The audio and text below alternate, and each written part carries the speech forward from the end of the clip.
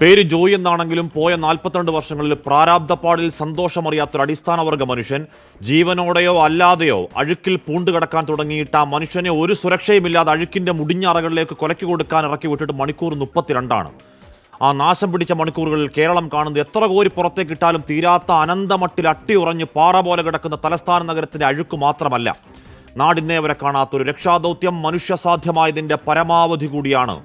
ഒരത്താഴ പട്ടണിക്കാരനെ അഴുക്കിൽ വീണ് കാണാതെ പോയെന്ന ഏങ്ങലിന്റെ ആദ്യ മണിക്കൂറിൽ തന്നെ എത്തി മനുഷ്യത്വ വിരുദ്ധ പരകോടിയിൽ ദക്ഷിണ റെയിൽവേയുടെ കൈകഴുകൽ വാറോല. ആ മനുഷ്യനാരെന്ന് ഞങ്ങൾക്കറിയില്ല, ഞങ്ങളല്ല ഉത്തരവാദി, കാരണക്കാർ നഗരസഭ. ഒരു റെസ്ക്യൂ പ്ലാൻ ഇല്ലാതെ, ഒരു PP കിറ്റ് ഇല്ലാതെ, ഒരു സ്റ്റാൻഡ് ബൈ ടീമില്ലാതെ അളിഞ്ഞ അഴുക്കുമലയിലേക്ക് റെയിൽവേ കൊടുത്ത കരാറുകാരൻ ആ പരമസാധുവിനെ കൊലയ്ക്ക് കൊടുക്കാൻ ഇറക്കി വിട്ടിട്ടാണ് കൈ കഴുകാൻ വായ്ത്താളമെങ്കിൽ മര്യാദകേടാണ്.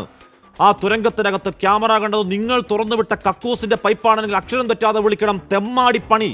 തുരങ്കത്തിൽ പ്രാണന്റെ തുള്ളിയുണ്ടോ എന്ന് ആദ്യപ്പെട്ട മണിക്കൂറിൽ വണ്ടിയിൽ വന്നിറങ്ങിയ നഗരാധിപയുടെ ആദ്യ പ്രതികരണം രക്ഷാപ്രവർത്തനം സജ്ജമാണെന്നല്ല, അവസരം മുതലെടുത്ത് അധികാര സ്വരൂപത്തെ പഴിക്കേണ്ടെന്ന മാധ്യമ ക്ലാസ്സാണ്. മേയർ സാറേ, ഔചിത്യമെന്നൊരു വാക്കുണ്ടത് കേട്ടതാണോ?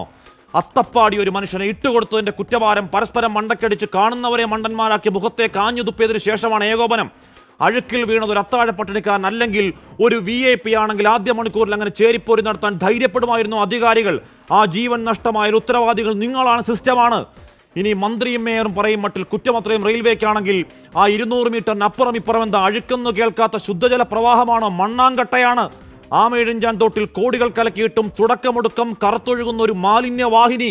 ആ നഗരമധ്യത്തിൽ ടൺ കണക്കിന് അഴുക്ക് പാറ പോലെ അടിഞ്ഞിട്ടും വാർത്തകൾ പരമ്പര വന്നിട്ടും മൂടിവെച്ച സ്ലാബുകൾക്കടിയിൽ ഒരു വിളപ്പിൽശാല കാണാതെ പോയെങ്കിൽ റെയിൽവേ അല്ല, നഗരസഭയാണ്, സർക്കാരാണ്. ഏകോപനമില്ലാതെ 10 വഴിയിൽ ചിതറി നിൽക്കുന്ന 100,000 ഏജൻസികൾ.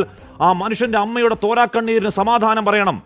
അവിടെ പുളയ്ക്കുന്ന കൊഴുത്ത പെരിച്ചാഴികൾക്കും ചത്ത എലികൾക്കും സാനിറ്ററി പാടുകൾക്കുമിടയിൽ നാറ്റം കേട്ടാൽ ഓക്കാനം വരുന്നൊരു തീട്ടക്കുഴിയിൽ ഒരു വിലപ്പെട്ട പ്രാണനെ തിരഞ്ഞ് മണിക്കൂറത്രയും മുങ്ങിക്കിടക്കുന്ന അഗ്നിരക്ഷാ സേനാംഗങ്ങളെ നിങ്ങൾക്ക് മാത്രമാണ് ആദരവ്. കെട്ടിപ്പിടി ചുമ്മകൾ, സ്നേഹാഭിവാദ്യങ്ങൾ. പ്രിയ പ്രേക്ഷകർക്ക് എൻകൗണ്ടർ പ്രൈമിലേക്ക് സ്വാഗതം.